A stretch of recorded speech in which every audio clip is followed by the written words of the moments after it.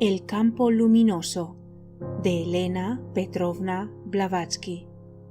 Producción y locución, Annie Sisi. Procedentes de Grecia, habíamos llegado a Constantinopla, un alegre y escogido grupo de turistas.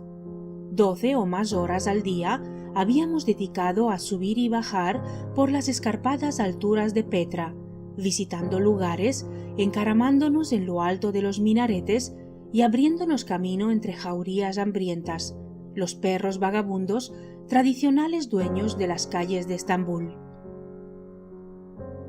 Se dice que la vida bohemia es contagiosa y que ninguna civilización ha alcanzado a destruir el encanto de la libertad omnímoda una vez que se ha gustado sus dulzuras.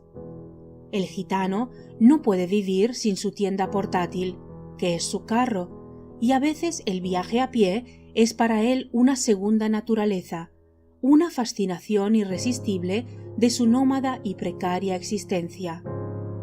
Mi principal cuidado, por tanto, desde que entré en Constantinopla, fue el de evitar que mi perdiguero Ralph cayese también víctima de tamaño contagio, viniendo en ganas de unirse alegremente a los beduinos de su canina raza que infestaban las calles de la ciudad.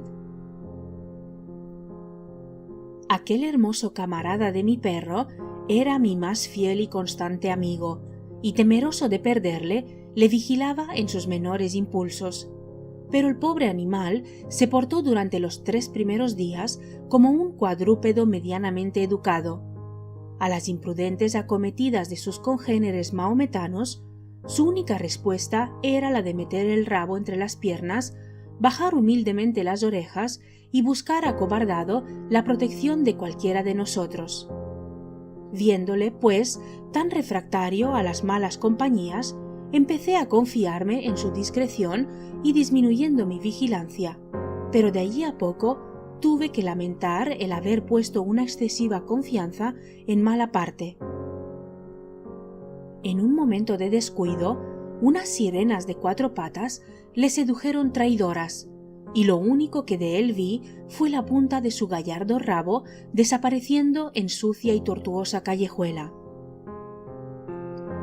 Inútiles resultaron después las pesquisas practicadas para dar con el paradero final de mi mudo compañero. Ofrecí 20, 30, 40 francos a quien le hallase y me lo trajese. En un momento se puso en su busca una legión de malteses más vagabundos que los mismos perros, y que asaltaron nuestro hotel trayendo sendos perros sarnosos en sus brazos, perros que pretendían hacer pasar por mi fiel amigo. Mientras más me resistía yo a semejante matute, más porfiaban ellos, y uno de aquellos miserables, cayendo de rodillas y sacando del pecho una antigua y corroída medalla de la Virgen, llegó hasta jurarme que la misma Reina del Cielo se le había aparecido para indicarle cuál era el verdadero animal. Un momento, hasta me temí que la súbita desaparición de Ralph determinase un curioso motín, como acaso habría ocurrido si nuestro patrón no hiciese venir a una pareja de cavases o policías que se encargaron de aventar corteses a aquella turba de bípedos y cuadrúpedos. Sospeché entonces que ya no volvería a ver más a mi perrito, y aún acabé por perder toda esperanza cuando el conserje del hotel, un hombre ex salteador de caminos, hombre que no habría pasado menos de media docena de años como penado en las galeras, me aseguró solemnemente que todas mis pesquisas serían inútiles, pues mi perdiguero habría sido muerto y devorado por sus congéneres, dado que los perros turcos vagabundos encuentran muy de su gusto las carnes de sus sabrosos hermanos, los perritos de Inglaterra. La anterior escena habría ocurrido en plena calle, a la puerta del hotel, y ya iba a retornar a mis habitaciones cuando una anciana griega, que me había estado oyendo desde el umbral de una casa cerrada, dijo a mi acompañante Miss H. que si queríamos podría interrogarse sobre el caso a los derviches. ¿Y qué pueden saber esas gentes acerca del paradero de mi can? Le respondí con ironía.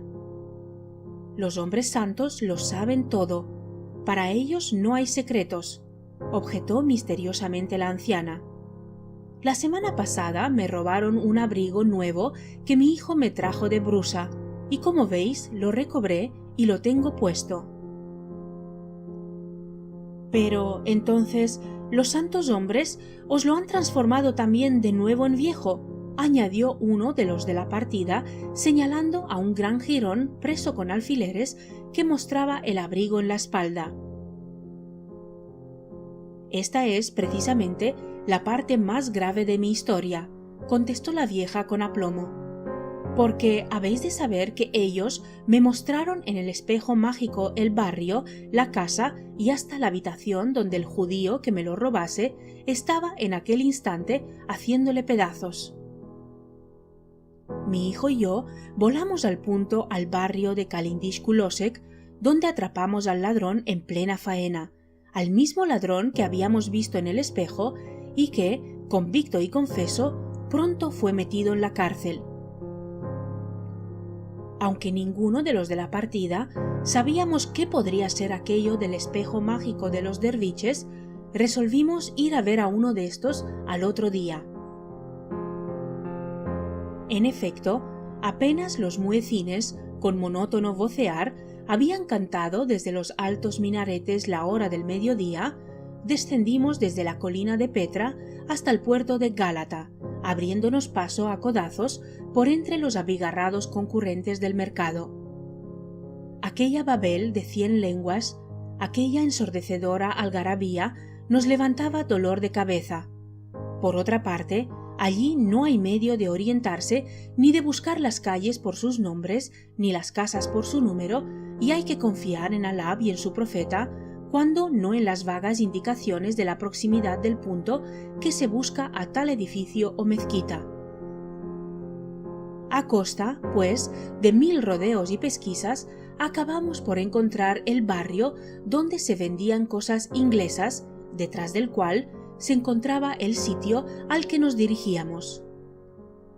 Aunque el guía de nuestro hotel no sabía tampoco el retiro de los santos hombres, un chicuelo griego, en toda la sencillez del desnudo más nativo, consintió, mediante una moneducha de cobre, en llevarnos a la presencia de uno de aquellos adivinos. Penetramos en un sombrío salón que más bien parecía establo abandonado. El piso, largo y estrecho, estaba cubierto de arena y sólo recibía luz por pequeñas ventanas allá arriba. Los derviches, terminados sus ritos matinales, descansaban, sin duda, unos tendidos cuán largos eran, otros recostados y en pie, con extraviada mirada meditando, nos dijeron acerca de la deidad invisible. Todos ellos parecían de inerte mármol, sin responder a nuestras preguntas. Nuestra perplejidad acabó pronto, sin embargo, cuando uno de ellos, seco y alto, con una puntiaguda gorra que le hacía parecer mucho más alto aún, surgió no sé de dónde, diciéndonos que él era el superior de aquella comunidad de santos, añadiendo que no nos habían respondido porque cuando mediante la oración se ponen en comunicación con Alá, no se les puede interrumpir por motivo alguno. Nuestro intérprete explicó al viejo que nuestra visita solo a él se dirigía, puesto que él era el depositario de la varilla adivinatoria. Al punto nos extendió la mano en demanda de la previa limosna. Luego que se hubo guardado ésta, se negó a practicar ceremonia alguna para la averiguación del paradero del perro, más que ante 2 miembros solamente de nuestra comitiva, que fueron Miss H. y mi persona. Ambos penetramos seguidamente tras el derviche a lo largo de un corredor semisubterráneo. Subimos por una escalera portátil a una pieza artesonada y de ella hasta un miserable desván lleno de polvo y de telarañas. Allí vimos en un rincón un bulto, que yo creí era un montón corno de trapos viejos y que se movió poniéndose en pie. Era la criatura más deforme y astrosa que en mi vida he visto. Una mujer niña, una enana hidrocéfala e imponente, con unos hombros de granadero y por piernas 2 patitas de araña, piernas arqueadas que apenas sí podían soportar la desproporción de la feísima mole de su cuerpo. Su cara, burlona y agresiva como la de un sátiro, mostraba una media luna roja pintada sobre su frente. Su cabeza se escondía bajo un mugriento turbante.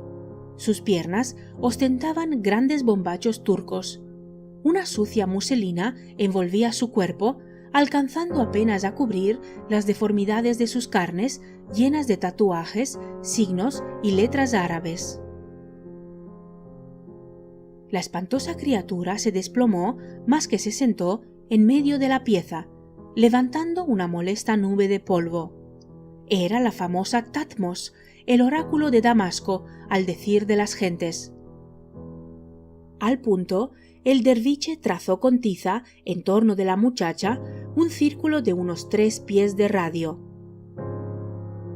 Sacó, no sé de dónde, 12 lamparitas de cobre que llenó del contenido negruzco de una botella que ocultaba en su pecho y las colocó sin simetría en torno de la víctima. De un entrepaño de la desvencijada puerta arrancó una astilla y, cogiéndola entre el pulgar y el índice, empezó a soplarla a intervalos regulares, mascullando al par oraciones, fórmulas como de encantamiento, hasta que de pronto y sin causa ostensible brotó una chispa de la astilla que comenzó a arder como una seca pajuela. Con aquel fuego tan extrañamente obtenido, comenzó a encender las 12 lámparas del círculo. Tatmos, la adivina, que hasta entonces había yacido inerte, se quitó rápidamente los bombachos y los arrojó al rincón, dejándonos al descubierto, con sus monstruosos pies, la belleza adicional de un 6º dedo. El derviche, por su parte, entró en el círculo y, cogiéndola por los tobillos, la alzó cual un saco de patatas, poniéndola bonitamente cabeza abajo, balanceándola en esta posición como un péndulo y acabando por hacerla girar en el aire del más extraño modo. Mi compañera, Miss H., aterrada ante el estupendo caso que tenía a la vista, huyó a refugiarse en el ángulo más apartado, mientras que la enana, bajo el impulso del derviche, acabó por adquirir un movimiento rotatorio como el de una peonza durante 2 minutos hasta que fue disminuyendo y cesó por completo. La infeliz enana, así mesmerizada, parecía sumida en un estado como de catalepsia, con su barba sobre el pecho y espantosa sobre toda ponderación. El derviche luego cerró cuidadosamente la única ventana del recinto y habríamos quedado a obscuras a no ser por un agujero de la misma por donde penetraba un rayo de sol que venía a caer exactamente sobre la muchacha.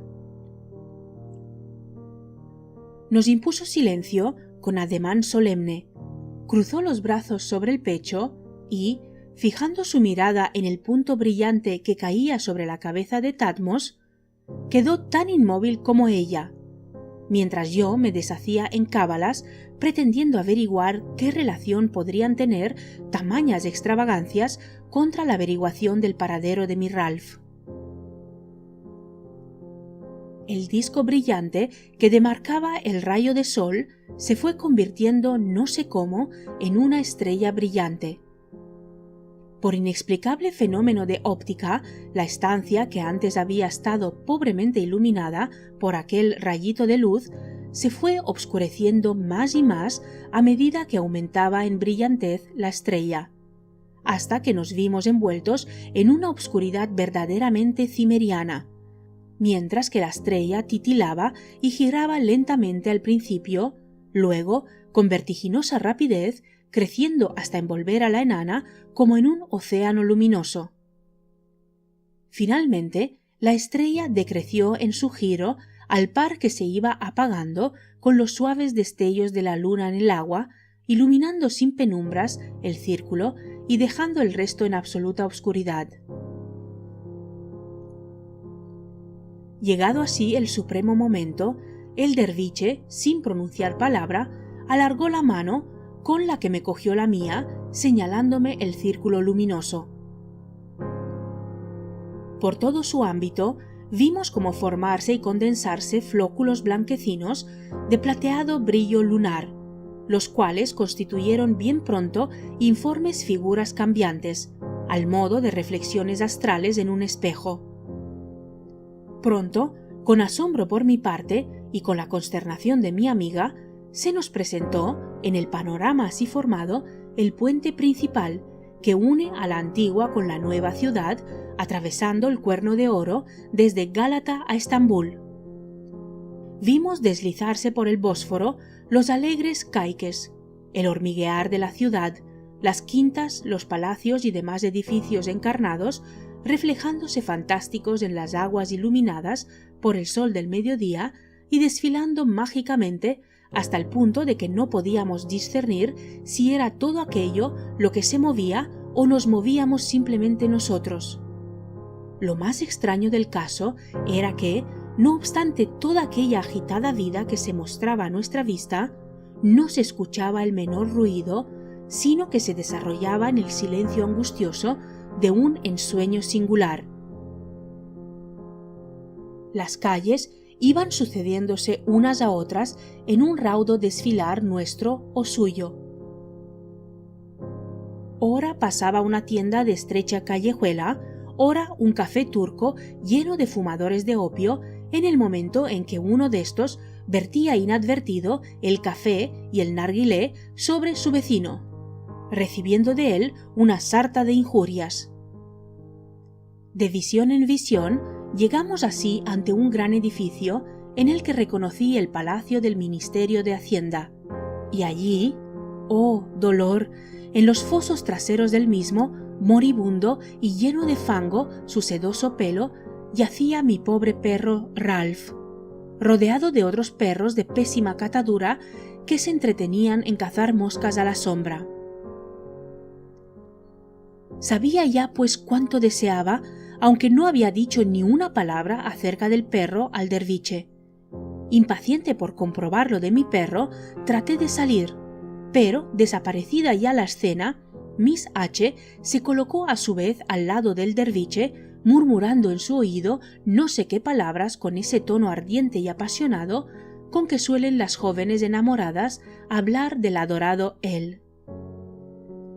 «Pensaré en él», dijo. No bien formulado casi mentalmente el deseo que tales palabras entrañaban, cuando se nos presentó una gran planicie de arena, en cuyo fondo se veía el azulado mar bajo los rayos del sol y un gran vapor surcando las aguas a lo largo de la costa, seguido de blanca estela. La cubierta hormigueaba de pasajeros y entre ellos resaltaba, apoyado contra la barandilla de popa, un apuesto joven. Era él. Miss H. suspiró, se sonrió y sonrojó alternativamente con la natural emoción. Después concentró de nuevo su pensamiento y he aquí ya que al par el barco se aleja y desaparece. El espejo mágico queda unos momentos sin panorama. Más bien pronto, otras manchas luminosas aparecen en su faz, que componen al fin el ámbito de una biblioteca con alfombras y cortinones verdes. Ante un montón de libros y sentado en una frailera está escribiendo un anciano a la luz de la lámpara. Su cabello es gris y está peinado hacia atrás, su cara toda afeitada y respirando benevolencia. El derviche hizo entonces un pequeño movimiento con la mano, imponiéndonos silencio. La luz del mágico campo palideció y de nuevo quedamos sin ver imagen ninguna. De allí a poco tornó a mostrársenos Constantinopla, y con ella nuestra habitación del hotel con sus libros y periódicos sobre la mesa, el sombrero de viaje de mi amiga colgado en la percha. y sobre su cama el vestido que se había quitado aquella mañana para venir. Los detalles más reales completaban el cuadro, y para mayor maravilla vimos sobre la mesa 2 cartas sin abrir, recién traídas por el correo y cuya letra de los sobres al punto fue reconocida por mi amiga. Eran ambas de un pariente suyo muy querido, por cuyo silencio se sentía inquieta hacía días. Nuevo cambio de la mágica escena, y henos ya en el cuarto ocupado por el hermano de Miss H., quien yacía echado hacia atrás en un sillón, mientras que un criado le ponía paños en la cabeza, de la que con horror vimos que salía sangre. No acertábamos a explicarnos aquello, habiéndole dejado hacía una hora y en perfecta salud. Miss H. lanzó un grito y, cogiéndome presurosa por la mano, se lanzó hacia la puerta. Llegamos presurosos a casa, pudiendo comprobar, en efecto, que el joven hermano de Miss H. acababa de caerse por la escalera, produciéndose una herida de escasa importancia, que sobre la mesa de nuestro gabinete esperaban recién traídas 2 cartas dirigidas a Miss H. por un pariente desde Atenas. No me faltó más para comprobar en un todo nuestras visiones del campo luminoso del espejo mágico del derviche, sino tomar un carruaje, dirigirnos hacia el Ministerio de Hacienda, en cuyo foso, tal y como tuviese la desdicha de verle en aquel espejo, estropeado, famélico, pero aún con vida, yacía mi hermoso perdiguero, rodeado de otros perros de mal aspecto que cazaban moscas. Like, comenta, suscríbete al canal y comparte. Soy Annie Sisi. Hasta el siguiente vídeo.